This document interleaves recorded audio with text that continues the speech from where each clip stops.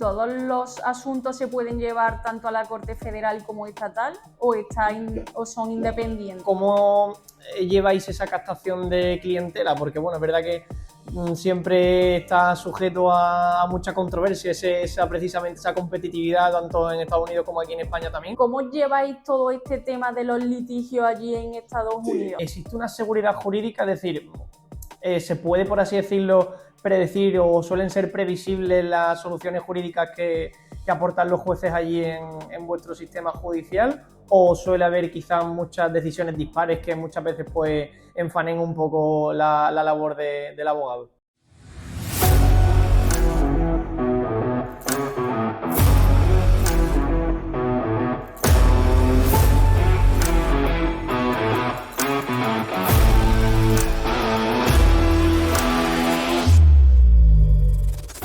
Hola a todos y bienvenidos a Pienso, Luego Éxito, el primer podcast de Derecho Internacional Privado en el que hablamos con profesionales, emprendedores y empresas para aprender sobre Derecho Internacional. En esta ocasión nos acompaña Óscar de un despacho de Florida, concretamente en Miami.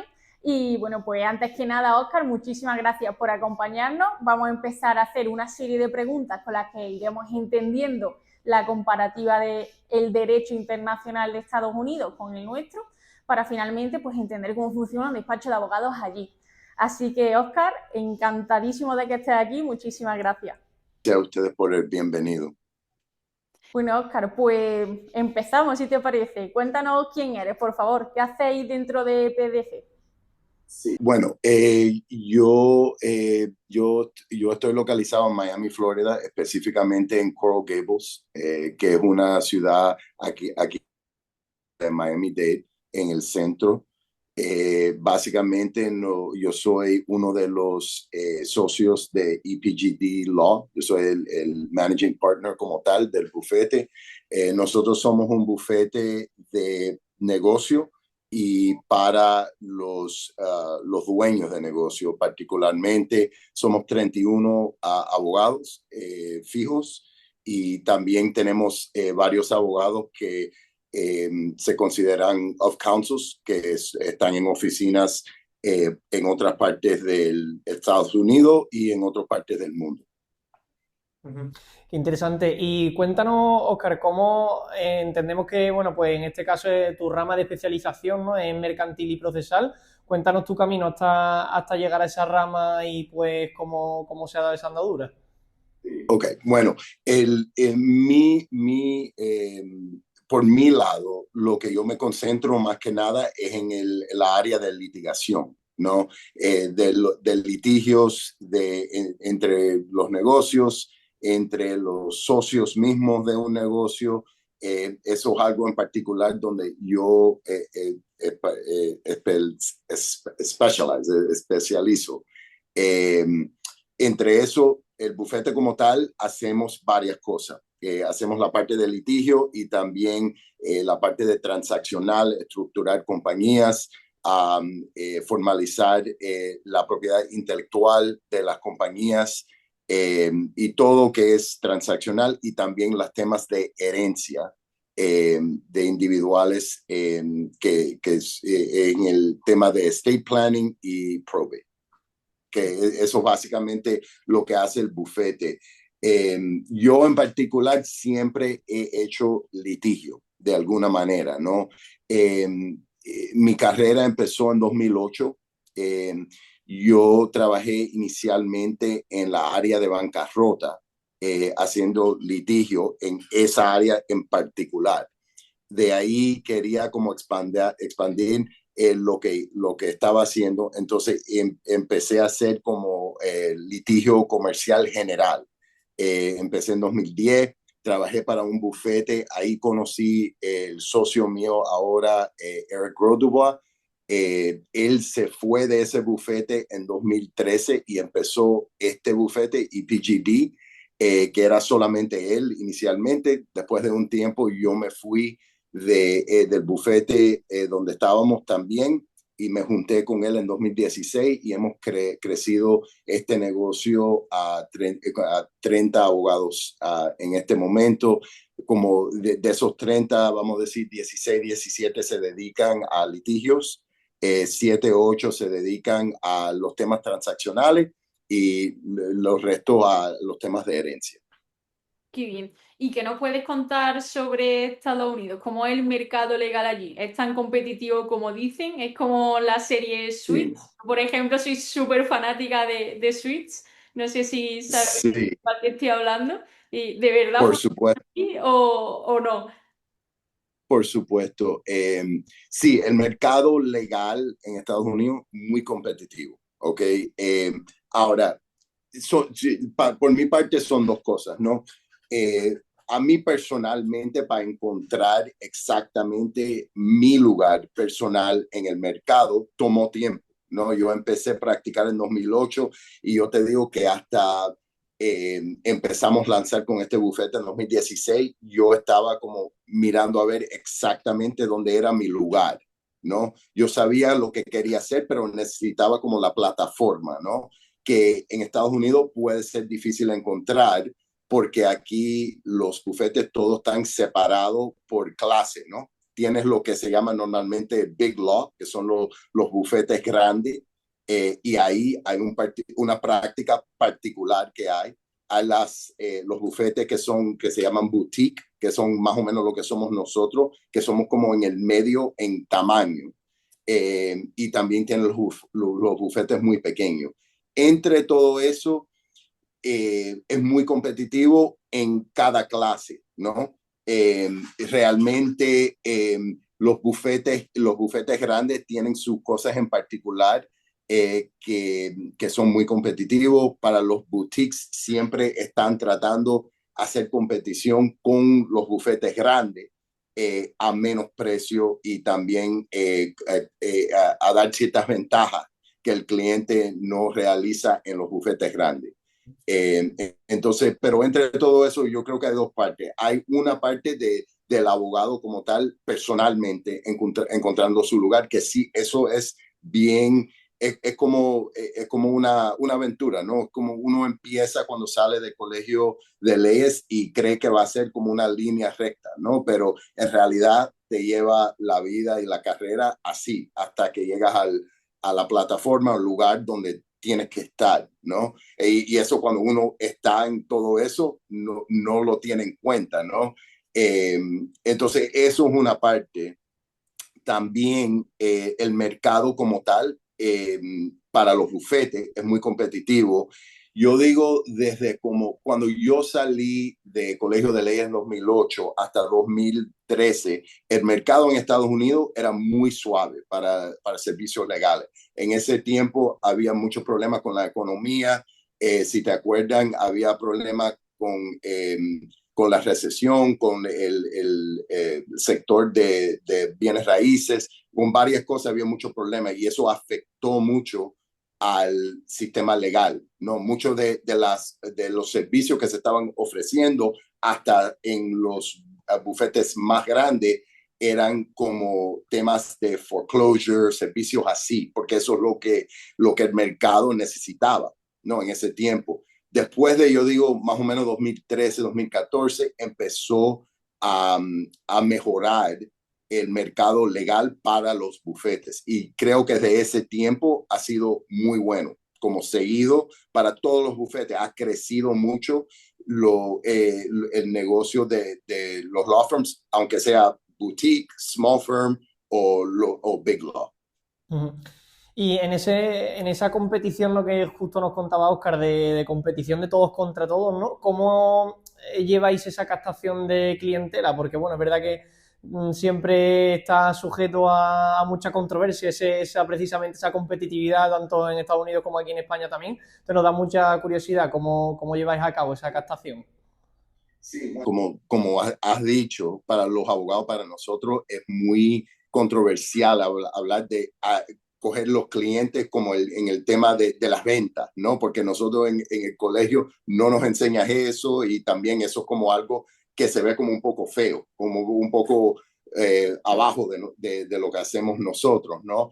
Pero en realidad todo en la vida que uno hace, si es médico, si es abogado, hay un elemento de venta, ¿no? Un elemento de explicarle al cliente cuál es el valor del servicio que usted está ofreciendo, personalmente y tu bufete, ¿no? Entonces, y creo que cuando yo no entendí eso hasta el momento que yo tenía mi propio bufete, ¿no? Realmente cuando yo trabajaba por otra persona, como eso no era algo que pensé mucho y no tenía que pensarlo, ¿no? Porque no era parte de mi trabajo a obtener los clientes, ¿no? Pero realmente transformó a mi carrera personal, ¿no? Y no es explicarlo como, ok, tengo que obtener este número de clientes. No, es explicarle al cliente que está pagando dinero cuál es el valor de los servicios. Y cuando lo ves de esa manera, es algo que ya empiezas a conectar, ¿no? Eh, Realmente el mercado para obtener clientes para nosotros antes de 2020 era como, vamos a decir, 80% conocer gente, ¿no? Relaciones normales, ir a los eventos y conocer en la comunidad, cosas así. Eso era como 80%. Después de 2020, con la transformación del tema de COVID, como se transformó ahí un poco fue que como no había tantos eventos en 2020, 2021, se transformó mucho que la gente buscaron abogados por el internet, ¿no? Porque no quedó más remedio. No era como ellos podían preguntarle a alguien en una fiesta, oh, ¿quién es tu abogado? Eso, entonces después de 2020 lo que nosotros vimos es que 80% de los clientes que era antes por ese método, por esa meta, ahora era por el tema de hacer los blogs y cosas en el internet que la gente buscaban ellos solo porque tenían un problema legal.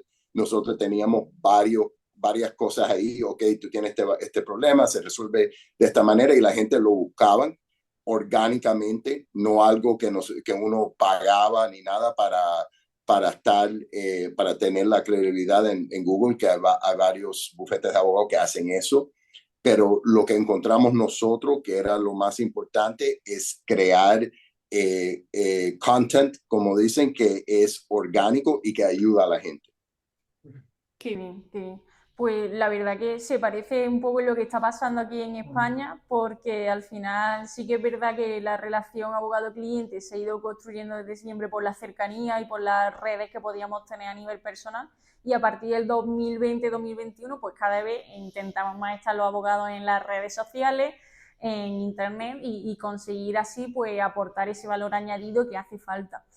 Pero también en España nos encontramos con muchísimos problemas. Por ejemplo, ahora los jueces están a punto de hacer otra huelga porque no están de acuerdo con cambios en el gobierno y demás, aparte de los plazos, las sentencias que tardan bastante más de la cuenta en salir, etcétera. ¿Cómo lleváis todo este tema de los litigios allí en Estados Unidos? ¿Se van cumpliendo los plazos o es igual de difícil que aquí? ¿Cómo funciona? Sí, mira, dos cosas. Lo que se ve aquí más que nada, hay una diferencia bien grande entre el sistema federal y el sistema estatal, ¿no? Sistema federal tiene mucho dinero invertido en los jueces y el soporte que tienen las cortes al nivel federal. Entonces, eso se maneja con mucho menos problema, ¿no? Y el sistema estatal que tienen todos los 50 estados en Estados Unidos, eso es como un cuento un poco diferente, ¿no? Ahí es a donde se ve todavía hasta ahora varios casos. Todo movió durante el tiempo de COVID, ¿no? 2020, 2021, las cortes se mantenieron abiertos, todos. Pero, ¿qué pasó? Lo único que no se pudo hacer fue los juicios como tal, ¿no? Porque los juicios son en persona. Entonces, en no hacer juicios, o muy pocos, vamos a decir, 2 años, 2 años y medio, ahora es cuando se está viendo muchos de esos casos que están trabados en el sistema, ¿no? Que se ha hecho el litigio del caso completo, pero se tiene que finalizar. Entonces, varios casos que yo he tomado para juicio este año son casos que se iniciaron en 2021, 2022, que se han atrasado los juicios por el tema de que tuvimos 2 años, 2 años y medio, donde no había ningún juicio, ¿no? Entonces, eso es lo que se ve mucho en el sistema estatal. También en el sistema estatal los jueces no tienen el nivel de soporte que tienen en el sistema federal.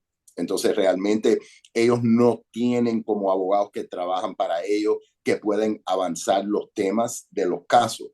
Entonces, es mucho más difícil manejar el monto de casos que tienen, que son mucho más. ¿Y todos los asuntos se pueden llevar tanto a la Corte Federal como estatal o son independientes? Eso es parte del problema, ¿no? Que el sistema federal es un sistema de jurisdicción limitado. Entonces, hay ciertos casos solamente que pueden ir al sistema federal, a la Corte Federal. Tienes que entrar por uno de las excepciones para jurisdicción que son limitados. Entonces, muchos más casos van al nivel estatal. El caso normal, vamos a decir, si tú tienes un pleito conmigo, lo más probable es que algo sencillo así solamente va a ser para la Corte Estatal.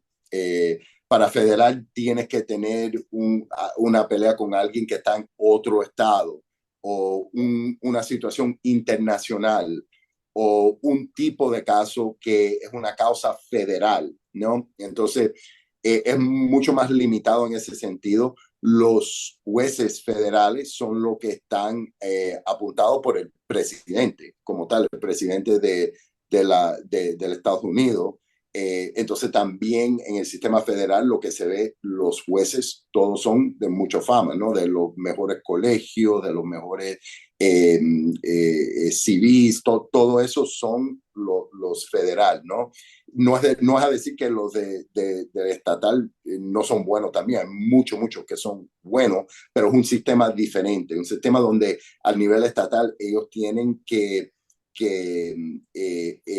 ver cómo ellos van a hacer para resolver, vamos a decir, 10,000, 15,000 casos, ¿no?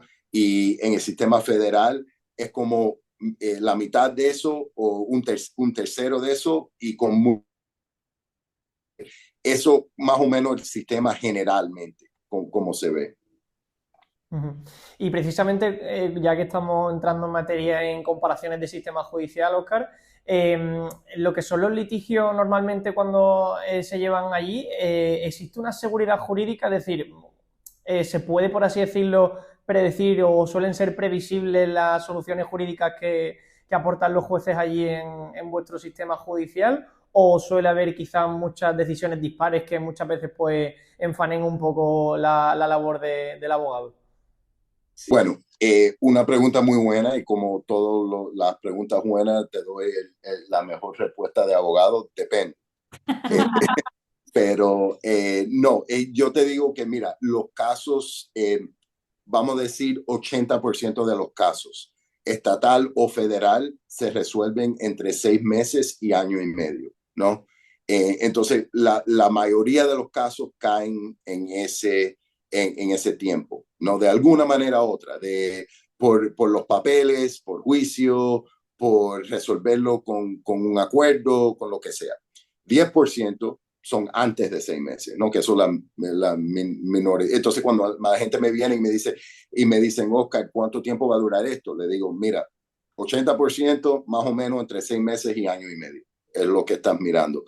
Si te vas a resolver rápido, todo el mundo piensa al principio que su caso tiene chance de hacerlo. Y no es que no hay ningún chance, es que si ya estás a un punto donde estás buscando abogado, por supuesto es algo que no has resuelto entre tú y la otra persona o tú y la compañía, como sea, ¿no? Entonces, 10% ahí, yo digo 10% más de año y medio, ¿no? Los casos que duran, hay varios casos que duran 2 años, 3 años, 4 años, hasta 5 años, ¿no? Los que están alargados por varias cosas, ¿no? Que a veces se cambian mucho los abogados, se cambia el mismo juez en el mismo del caso y cosas así alargan los casos, ¿no?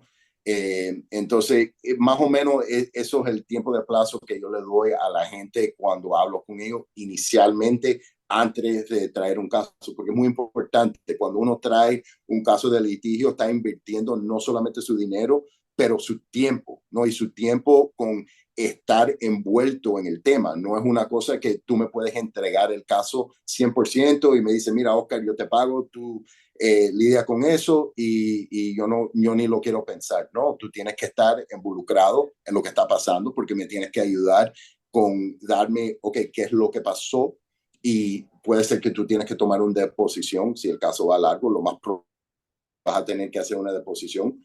Eh, yo digo que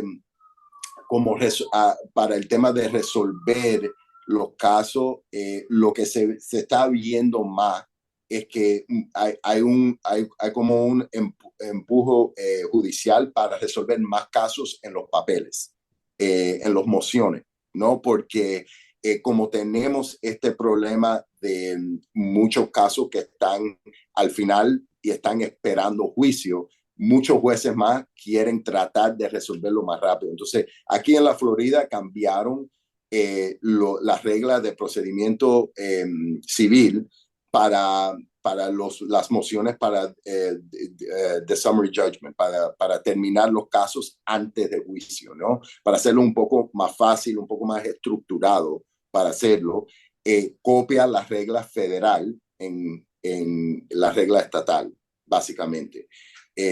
Entonces, se está viendo que hay un esfuerzo para hacer eso más donde se puede, porque realmente al llegar a un juicio es un juicio de jurado, es una producción, no es una producción que se tiene que buscar los del jurado, los dos lados tienen que presentarse en la corte, hacer el juicio toma más o menos una semana, y hacer eso para todos los casos será imposible realmente, ¿no? Es como dicen para el sistema criminal, si todos los criminales, si no, todos que están presos van hasta el juicio, el sistema se cae, ¿no? Porque no hay recurso para hacer todo eso. Entonces, por eso se ve mucho en el sistema criminal que hay un acuerdo temprano en el caso que el fiscal dice, mira, en vez de los 2 años que puedes coger, te vamos a dar la opción de 6 meses si coges el acuerdo ahora, ¿no? Y eso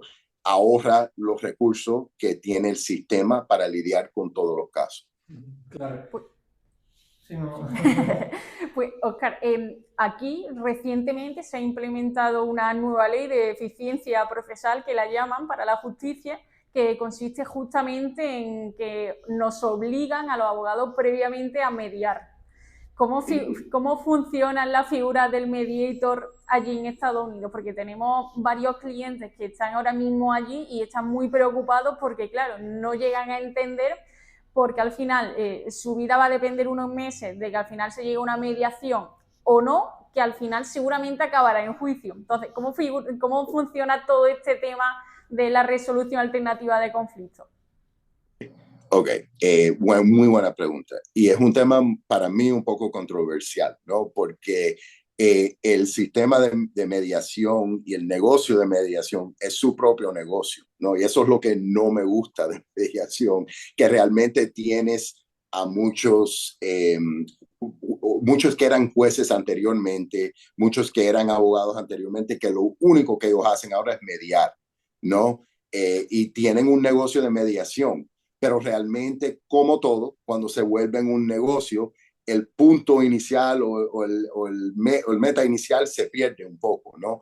Aquí en la Florida es mandatorio, se tiene que hacer para todos los casos antes de ir a juicio, se tiene que ir a mediación, no tienes opción, ¿ok? Eso es una regla civil, cualquier caso, si tú llegas al final y el juez te va a preguntar, ¿has mediado el caso? Y si dices que no, te va a mandar para ahí antes de hacer el juicio, punto y final.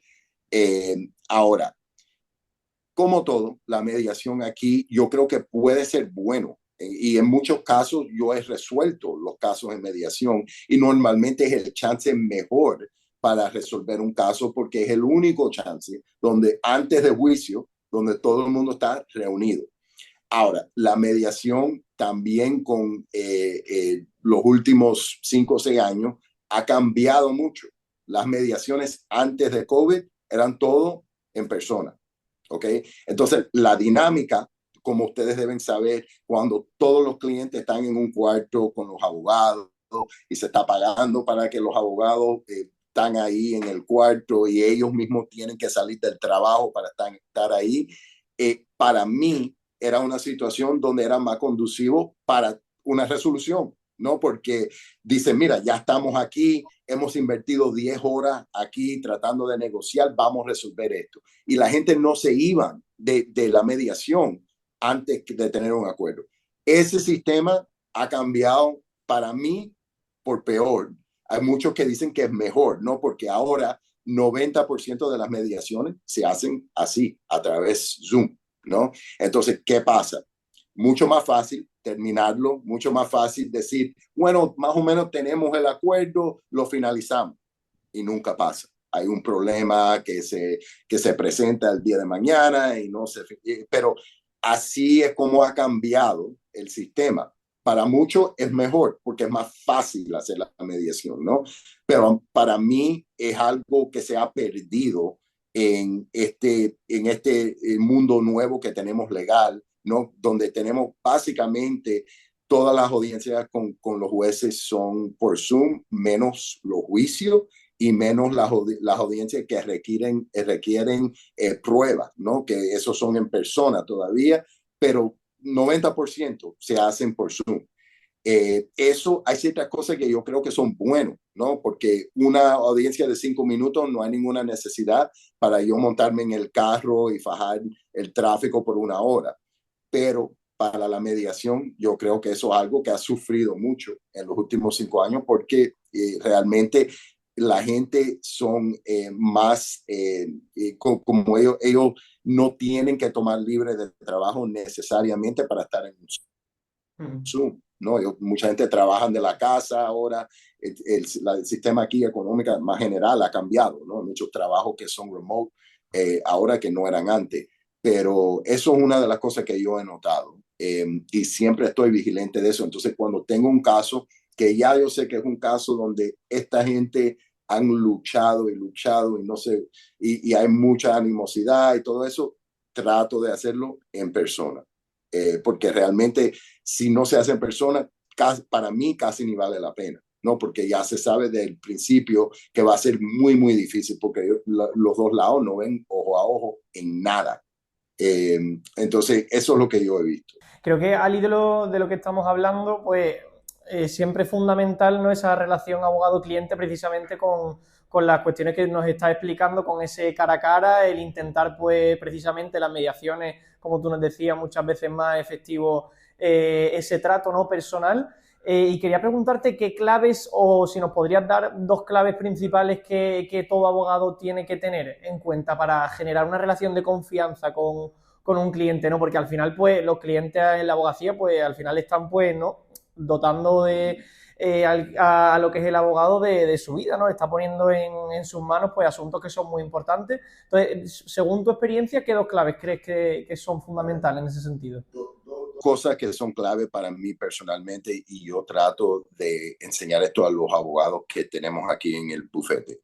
Uno, comunicación. Ahora, eso es una palabra que asusta a muchos abogados nuevos, ¿no? De la generación antes de mí, que ellos, lo primero que ellos piensan es, oh, wow, le voy a necesitar dar mi teléfono personal al cliente. No, no, no.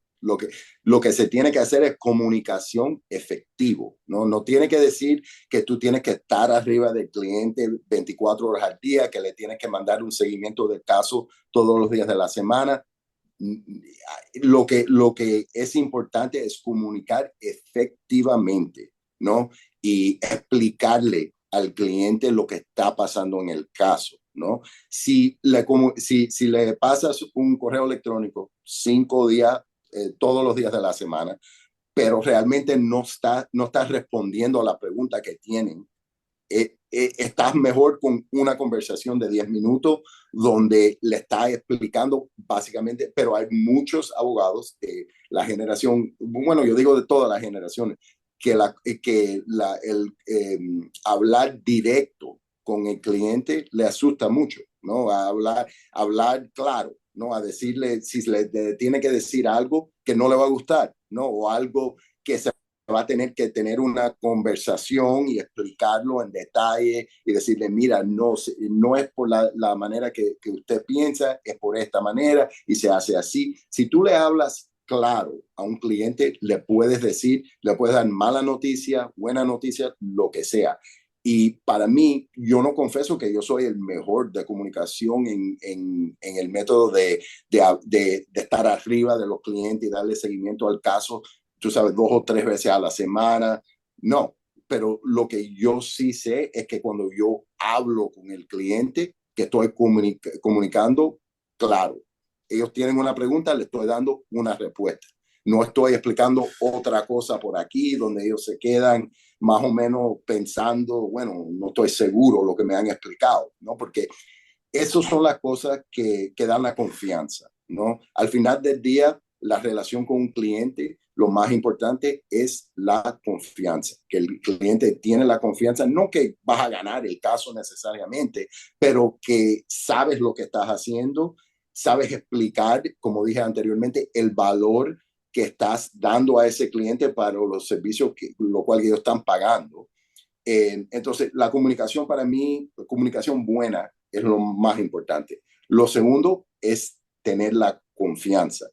Mira, ningún cliente va a gustar pagar, vamos a decir, 3,000, 4,000, 5,000 dólares al mes y hablar con un abogado y que el abogado no sabe lo que hacer en el caso. Entonces, antes de uno prepararse para una conversación, tiene que saber dónde está parado legalmente y con los próximos pasos del caso, ¿no?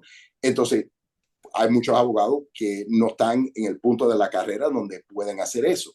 Pero, ok, ¿qué hacemos? Si no estás en ese punto, habla con un abogado superior para que puedas aclarar el tema, hablar con el cliente. Entonces, para mí, comunicación y confianza son las dos cosas más importantes. Sí, totalmente de acuerdo. Y Oscar, aquí en España la profesión del abogado está súper dañada. Tenemos un panorama pues, en el que hay muchos abogados de oficio y por otra parte el sistema jurídico que tenemos pues, ha ido haciendo que el abogado cada vez esté más denostado y de ser una profesión de muy alto valor añadido, muy considerada en la sociedad, pues hemos pasado a que cada vez el abogado pues, tiene como menos reputación. Eso ha hecho pues, que muchos abogados pues, tengan problemas con los honorarios. También es verdad que somos quizás, dicen que solamente en Madrid hay el mismo número de abogados colegiados que en toda Francia. Entonces, todo eso ha ido perjudicando pues, la labor del abogado. ¿Cómo funciona allí en Estados Unidos en cuanto a honorarios, calidad de vida del abogado? Es decir, ¿qué diferencia puedes encontrar con esto que te estoy yo contando aquí en España? Okay. Bueno, la profesión como se ve de la sociedad en general siempre ha sido así en Estados Unidos, ¿no? ¿Por qué? Porque por dinero, ¿no? Los abogados cuestan mucho dinero retener un abogado, entonces, ¿qué es lo estereotípico que uno oye? Que los abogados solamente quieren cobrar y más nada, ¿no? Entonces, muchos de los que tienen como un sentido malo de la profesión de la sociedad general, ese es el pensamiento. Eso no creo que nunca se va a cambiar, ¿no? En general, ¿no? Porque es como cualquier otra cosa. Ahora, con eso dicho, eso nunca ha perjudicado el mercado de abogados en Estados Unidos, de ninguna manera, porque todavía se ve como algo que cuando la gente lo necesitan, lo buscan, ¿no? Entonces, si estás preso, si tienes una acción civil contra ti, aunque piensas así, vas a buscar el mejor abogado que puedes, ¿no? Que puedes retener con el dinero que tienes, ¿no? Y así es como siempre ha funcionado la profesión de abogado en Estados Unidos. Mira, a mí no hay nada que es peor cuando yo veo a otros abogados hablando de la profesión en una manera mala. Lo único que yo quería hacer después que yo sabía que no podía ser jugador de básquetbol era abogado. Desde que yo tenía 10 años, lo único que yo quería hacer, porque a mí, a estar en corte, a poder luchar por otra persona es un privilegio, ¿no? Y es una cosa que para mí es una cosa muy, muy bonito, ¿no? A poder hacer eso. Entonces, eso para mí es la razón por ponerme la ropa para ir al trabajo todos los días, ¿no? Ujú. Pues no sé si entro en terreno pantanoso con esta pregunta. A ver, en España también, por comparar justamente situaciones que precisamente la abogacía y el Poder Judicial vive un poco aquí en España, comparándolo con Estados Unidos, es cierto que en la última semana, como también Mar comentaba, pues ha habido diferentes protestas por parte del Poder Judicial por injerencia pues, de otros poderes políticos en el Poder Judicial, decisiones que, pues, con las que quizá otro poder, en este caso pues, el Ejecutivo o el Legislativo, no estaba de acuerdo. ¿Ahí en Estados Unidos existe una férrea defensa de esa independencia judicial o muchas veces también entra en confrontación esos poderes? Ha habido ahora, es uno de los tiempos cuando hay varias gente hablando de ese tema aquí, ¿ok? Porque tienes como un partido donde generalmente muchos de los jueces importantes federales han sido apuntados por ese partido, ¿no? Entonces, eso nunca ha sido algo que la gente aquí han pensado. Siempre se ha pensado que los jueces están arriba de la política, ¿no? Eso siempre ha sido como uno lo toma tú sabes, como eso es así en Estados Unidos y somos mejores en el sistema judicial por eso, ¿no? Pero ahora, con todo lo que está pasando aquí, un presidente muy controversial, es algo que se ha pensado hablar mucho porque muchas de esas decisiones controversiales van, como ustedes saben, al sistema judicial, porque son los últimos que tienen que decidir lo que va a pasar, ¿no? Y eso ha sido algo que sí ha sido un tópico que mucha gente lo han hablado y ha sido más como un tópico como otra vez cuando yo era niño, cuando yo primero era abogado, eso eran cosas que ni se pensaban, eso eran cosas que se tomaban como, sí, es así aquí, somos mejores sistema judicial por esa razón, pero ahora es algo que se ve mucho más. O sea, sí, no a decirte que está pasando, que es algo, pero es algo que es la gente en general están hablando más de ese tema. Uh-huh. Y por preguntarte también, ya pasando un poco a oportunidades, ¿no? de negocio, allí en Estados Unidos, ¿cómo ves tú oportunidades de negocio, empresas vaya por Dios, internacionalización? ¿Cómo ves tú esos procesos de internacionalización entre empresas Estados Unidos-España? ¿Y qué oportunidades de negocio ves tú en ese nicho? Sí, bueno, dependen dos cosas, ¿no? Depende uno en qué nivel está el negocio, si están empezando o si realmente estás hablando de un negocio que ya tiene éxito en uno de los países y quiere ir al otro, ¿no? Vamos a hablar del segundo. Si es realmente un negocio que ha tenido mucho éxito, vamos a decir en España o en Europa, donde sea, y quiere venir es un sistema legal donde hay muchas cosas diferentes, ¿no? Lo que yo he encontrado en mi práctica en España, hay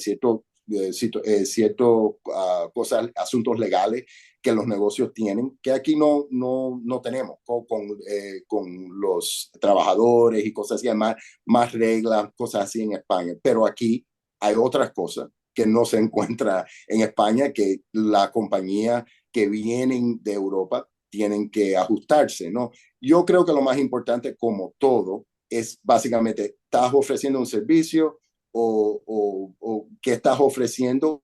Y realmente, basado en eso, depende qué tipo de requerimiento vas a tener para establecer en otro país. Siempre para un servicio va a ser un poco más fácil, ¿no? Un servicio profesional, algo así va a ser más fácil. Si realmente es un negocio donde están vendiendo un producto, más cosas que te van a aplicar de impuestos.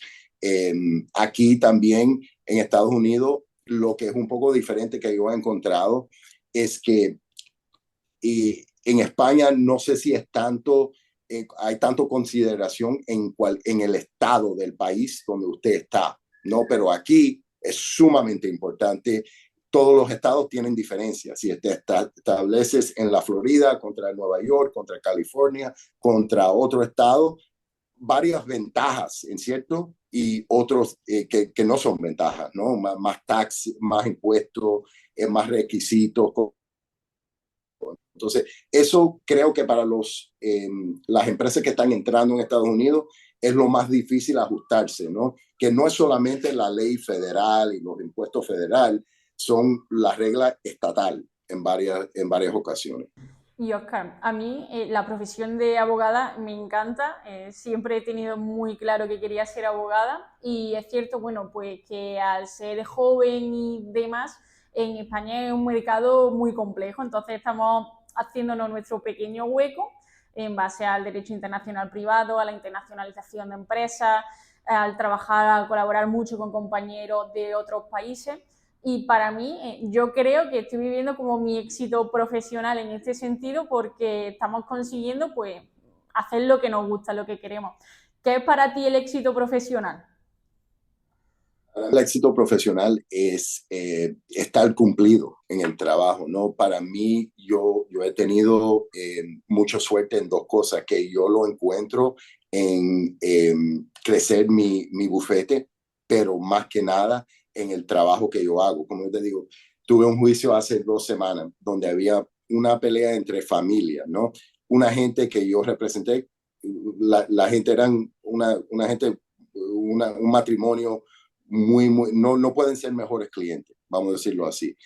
Pero son gente que ellos no realmente se saben expresar, ¿no? Ellos necesitan a alguien que da su cuento, su caso legal, y eso para mí es lo mejor, ¿no? A tener una situación así, para mí es los juicios, ¿no? Porque al final eso es lo más cerca que llegamos a lo que se ve en el televisor, en Suits, ¿no? Como la justicia. Entonces, para mí eso es lo máximo, ¿no? El poder ir a un juicio delante de un juez, delante del jurado, dar el caso de otra persona o una compañía como tal y poder ganar, ¿no? Entonces, realmente para mí eso es lo máximo. Precisamente, Oscar, para esos abogados que hemos crecido viendo ese tipo de series, ¿qué les recomendarías tú para que, pues no sé, en esos primeros pasitos en esta profesión? Mira, hay varias cosas que otros abogados de litigio te van a decir que son buenos, ¿no? Que como en el colegio de leyes hay ciertas cosas que puedes practicar para la abogacía, alante de los jueces, alante del jurado, para practicar, ¿no? Y todo eso es bueno, todo eso es muy bueno. Pero arriba de eso, al final del día, es algo que tienes que encontrar cumplimiento en el trabajo, dos cosas, el trabajo que estás haciendo para ser mejor, ¿no? Entonces, para ser el mejor abogado de juicio, de litigio que puedes hacer, ¿no? Pero eso solamente entre la profesión. Más importante es la pasión, lo más importante es realmente tener eso en el corazón que uno quiere, que eso es lo que quiere hacer uno, ¿no? Porque ahí es a donde vas a superar todo que te viene en el paso, ¿no? Porque no es fácil.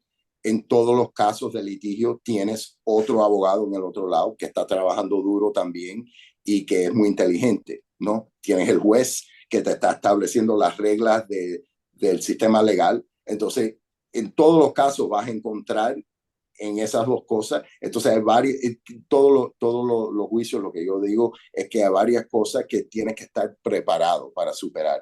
Nada te va a venir fácil, ¿no? Lo que tienes que estar preparado cuando tienes un argumento de aquí o algo que te sale aquí que no estabas esperando. Y para mí todo eso es tener la pasión, ¿no? Eso para mí es lo más importante. Pues Oscar, muchísimas gracias por acompañarnos. Ha sido un placer escucharte. La verdad que a mí personalmente me encanta escuchar a abogados que llevan años en esta profesión y que siguen hablando con esa pasión, porque creo que es totalmente necesaria. Y de nuevo agradecerte. No sé si Antonio tiene... Muchísimas gracias, la verdad que ha sido muy útil y yo creo que seguro que a los que nos están escuchando, seguro que les parece también muy útil y de verdad muchas gracias por esta reunión. Muchas gracias por tenerme. Mucho gusto conocerle a ustedes. Espero que nos podamos conocer en persona algún tiempo. Nosotros tenemos varias relaciones en España y en Europa como tal. Entonces espero conocerle a los dos personalmente en algún tiempo. Pues igualmente encantadísima de conocernos e incluso esperemos a ver si viajamos nosotros pronto a Estados Unidos, porque yo la verdad que estoy loquísima por ir, no sé Antonio, pero a mí creo que es mi país favorito. O sea, yo la serie de abogados estadounidenses, que creo que no hay día que no vea un capítulo de alguna. Cuando ustedes quieren, tienen aquí en Miami. Entonces, si quieren pasar por aquí, cuando ustedes quieren, déjame saber. Pues muchísimas gracias, Oscar. Pues hasta aquí hemos llegado en este episodio de hoy.